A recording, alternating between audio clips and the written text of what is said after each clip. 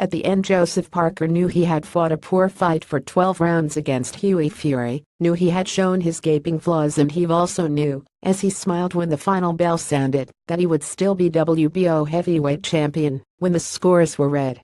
Fury stood in the middle of his towering family of brothers, father, uncle and cousins in the minutes before the verdict on his efforts was announced on Saturday night in Manchester, and in their bulky shadows he looked utterly exhausted.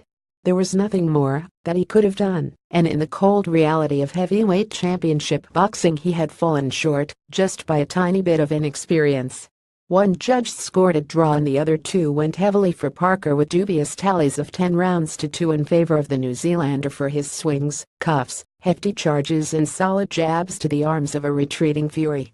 It was a fight with multiple interpretations, few slugging highlights, but a lot of defensive skill and some quite brilliant boxing from young Fury, who turned 23 just a few days before the first bell.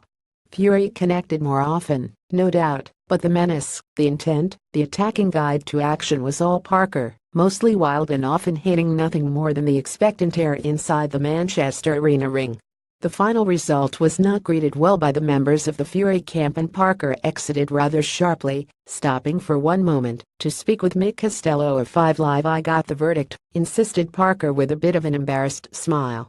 He did, but he was not as impressive as 2 of the scores, suggesting there would not have been an outcry if Fury had nicked the fight by a round or 2. The pattern for 12 rounds was set in the opening round when Fury retreated, jab working sharply, feet brilliant, and explored every inch of the illuminated ring as Parker, sneering not smiling, swiped away and missed.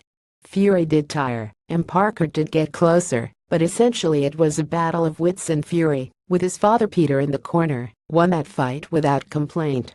Parker should have used his feet far more, jabbed for the chest, whacked away at elbows, hips and the top of the belt to try and slow Fury's game. Fury should have shown just a bit more confidence, countered with power when he turned Parker, put together two-punch combinations far more, and had the belief to go with his dancing skills. Parker often looked lost, confused, and Fury, at those moments, could have put the pressure on. There were some ugly words spoken in the aftermath by Fury's passionate promoter, Mick Hennessy, who confirmed he will lobby the WBO for a rematch and appeal the decision. Parker's people, so volatile in the days before the fight with a list of complaints, were silent in the dark Manchester night. There will be meetings, the offer of deals, and no doubt talk of a second fight, but Parker is no fool, and he will know just how difficult a rematch will be. Fury had not fought in 17 months, and during that time Parker had 5 fights a sharper Fury could have won. Parker wants a place next to Anthony Joshua, the IBF and WBA champion, and WBC belt holder Deontay Wilder, which seems reasonable, but a far more likely and marketable fight would be a vendetta return to Manchester to face Tyson Fury, cousin of Hughie, who was in the ring when it was all over, screaming about the verdict. Parker against Tyson Fury, assuming all the mishaps, official hearings and his weightless schemes are good, is a proper fight and one to attract a horde.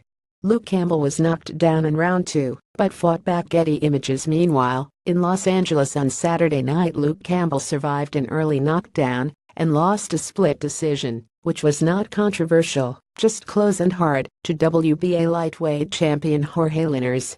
The Linares fight was a risk from the moment it was announced, but Campbell boldly fought back from a round 2 knockdown to make it tight, make Linares look every day of 32 years, and divide the officials at the last bell. In the end, the knockdown was the factor, the tiny moment that denied Campbell glory in a fight he was expected to easily lose.